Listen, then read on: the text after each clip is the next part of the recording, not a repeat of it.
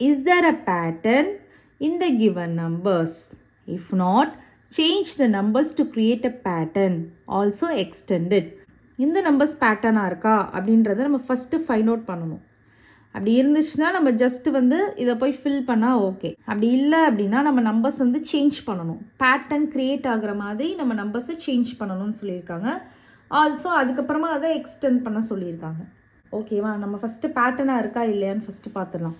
இப்போ பாருங்கள், 100, 90, 80, 70, 60 இது எப்படி இருக்குது? 10 டேபிள்ஸ் மாதிரி இருக்கா?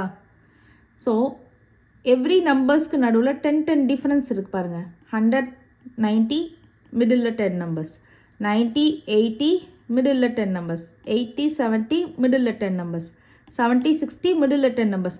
ஸோ இந்த மாதிரி 10, 10, 10, 10 ரிப்பீட் ஆகிட்டே இருக்குது பாருங்கள்.